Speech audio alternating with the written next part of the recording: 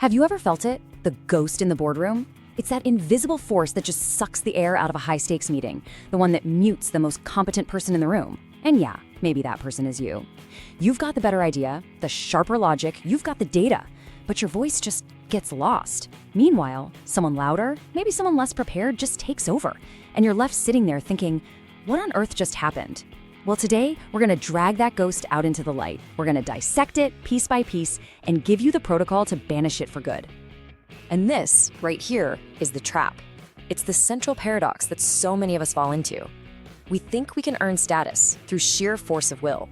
We try harder, we talk more, we make more slides, we try to perform our authority. But the human nervous system, it's a ridiculously sensitive instrument, and it can smell the effort. Every forced attempt to prove you're the one in charge sends the exact opposite signal. It broadcasts neediness. It screams insecurity. It's crazy, right? The very thing we do to gain respect is the exact thing that costs us.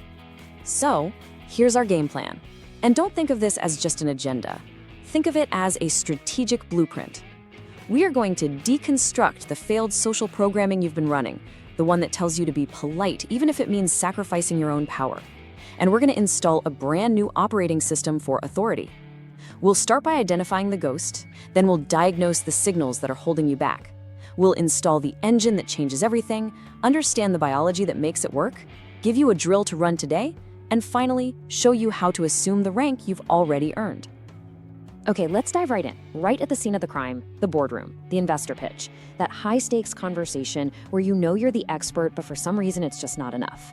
We're about to pull back the curtain on this invisible audit that's running in the background of every single human interaction you'll ever have. Now, this one might sting a little because it goes after a belief most of us hold as absolutely sacred. On the left, you've got the meritocracy myth.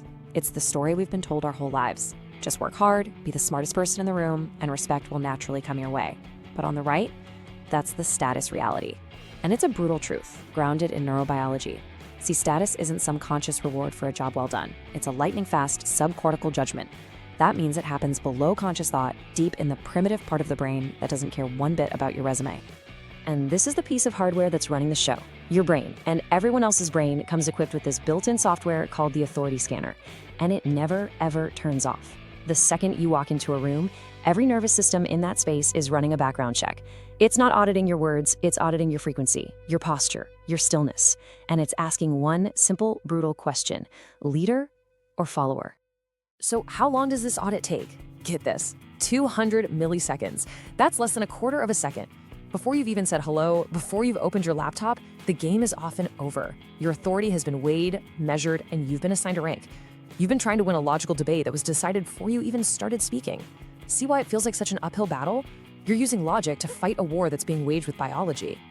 This right here is the critical reframe. All those little behaviors you learned to be nice or polite, the constant nodding, the deferential tone, the nervous laugh, they aren't being read as politeness. So the authority scanner in someone else's brain, they're decoded as supplication. You think you're being a good team player, but your nervous system is broadcasting signals that you are literally groveling for approval in a room that's already decided you're a follower.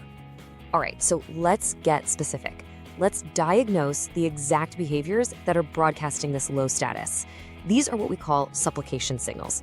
Think of them as tiny leaks in your armor that create this massive influence gap and just mute your authority. There's actually a clinical name for this whole thing: adaptive submissiveness. It's a state your brain flips into when it senses a social threat. Instantly, your main goal shifts from getting my idea across to just being liked, or more honestly, not being rejected. And it is so important to get this. This is not a character flaw. It's a biological threat response. Your brain is just trying to keep you safe, so it triggers all these little micro behaviors designed to signal, hey, I'm not a threat, I'm subordinate. Do any of these ring a bell? That rapid, excessive nodding to show you're listening, it actually signals you're desperate for approval. The nervous fidgeting, clicking a pen, shaking your leg, that's just broadcasting an anxious, overloaded nervous system. Constantly touching your face, that's a self-soothing gesture that screams discomfort. And oh, the dreaded uptalk, where every statement you make sounds like a question. Or my favorite, talking faster and faster because you're terrified someone's gonna cut you off. Every single one is a leak, draining your authority away. Let's be perfectly clear, this isn't you being nice. It's a full-blown systemic neural veto. Your amygdala, that ancient alarm system in your brain, has detected a threat and it has hijacked your rational mind. The amygdala is screaming that the social situation is dangerous, so it forces you into appeasement mode. It is literally vetoing your own authority, turning your high-performance brain into a quiet, muffled machine because it's afraid of making too much noise. So we've diagnosed the problem. Now we build the solution. And we are not going to give you some flimsy list of confidence tips. No, we are going to install a powerful 3-part protocol. This is the non-reactive engine. This is the dominance engine for your presence, the system that will silence your low-status leaks and turn your very being into an authority accelerator. These are the 3 pillars of assuming authority without even trying. First, kinetic stillness, mastering your physical self. Second, the approval fast, rewiring that deep, nagging need for validation. And third, the descending inflection, commanding respect with just the tone of your voice. Together, they form an engine that lets you stop trying to be high status and simply be. Okay, let's break down step 1. Kinetic stillness means you stop vibrating. It's that simple. You eliminate the fidgets, the leg shakes, the face touches, the constant nodding. You move with intention, with the economy of a predator. Think about it. Prey animals are twitchy, nervous, reactive. Predators are still, patient, deliberate. By just reducing your motion, by becoming the calmest physical presence in the room, you are non-verbally signaling that you are not under threat. You are literally calming everyone else down with your own lack of motion.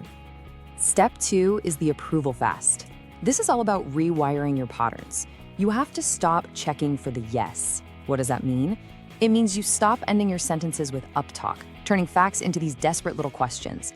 It means you stop looking around the room after you speak, scanning faces for agreement. You make your statement and then you hold the silence. Let that silence do the heavy lifting. This shifts you from seeking approval to assuming it. You're not submitting a proposal anymore, you're stating a new reality. And the final piece of the engine is the descending inflection. We can call it the downswing. This is all about your vocal tone. Low status signals, they ride on a rising inflection at the end of a sentence. High status signals, they're carried on a descending one. When your voice goes down at the end of a phrase, it lands with the weight and finality of a fact. It signals total certainty. It's the difference between asking for a seat at the table and signaling that you already own it. Okay, so we have the protocol, but why does it work so damn well? Now we get to pull back the curtain and look under the hood at the neurobiology. And understanding this part is what creates biological belief, that deep gut-level knowledge that this isn't just some act you're putting on. It's a fundamental rewiring of your nervous system. Take a look at this. It's a direct comparison of 2 neural states. On the left, you've got the low-status brain. It's amygdala dominant. Your fear center is running the show, creating a constant fear response, reacting to threats and desperately seeking approval to feel safe. But the high-status brain on the right, it's dominated by a totally different region, the superior colliculus. This is the part of the brain that commands attention. It doesn't react, it directs focus. Our non-reactive protocol is designed to do exactly this, to shift you from fear to command. And that shift is powered by something we call the serotonin shield. Look, research on social dominance in everything from primates to humans shows this direct link between serotonin levels and status. A higher baseline of serotonin literally makes you less reactive to sudden stuff. You don't flinch, you don't get startled. So by practicing this protocol, especially kinetic stillness, you are biologically signaling to your own brain, and everyone else's, that you're in this high serotonin state. You are demonstrating calm control, which is the ultimate undeniable signal of high status. And the outcome of this whole neural shift is, well, it's profound. You stop being a reactive participant, just playing by the rules of someone else's hierarchy.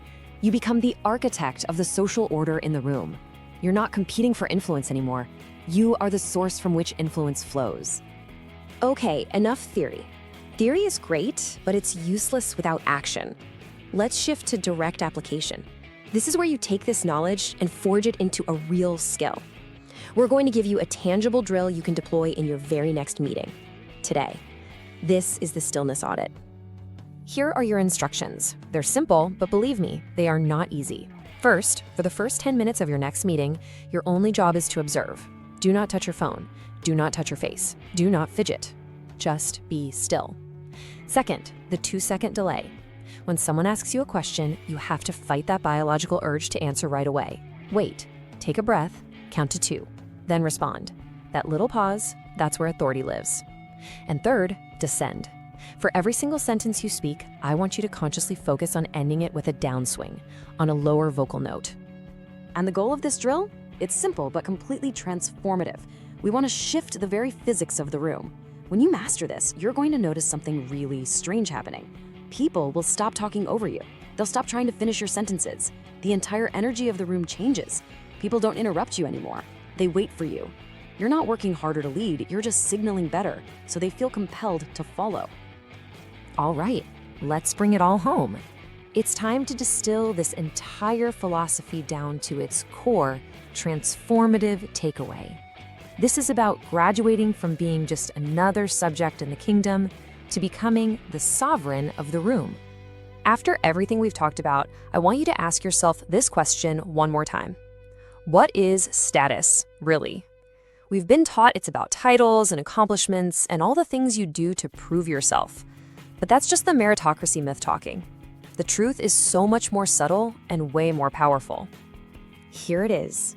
This is the single most important takeaway from our entire time together. True, undeniable status isn't about what you add. It's not the clever thing you say or the brilliant point you make. It's about what you subtract. It's the elimination of the low-status noise, the fidgeting, the uptalk, the reactivity. Authority is found in the stillness. Power is found in the pause. This is your new directive. Your job is no longer to seek approval, to chase validation, or to earn respect. That whole game is rigged against you by biology. Your work now is to signal authority, certainty, and calm from the second you enter a room. Let your biology do the talking for you. Because you can't outperform a low-status signal. You just can't. The biology of the room will always veto you. The only path forward is to stop fighting for a rank you've already earned and simply assume it. Master the art of non-reactive status, and your authority becomes an unstoppable force. Assume the rank, and you will win the room.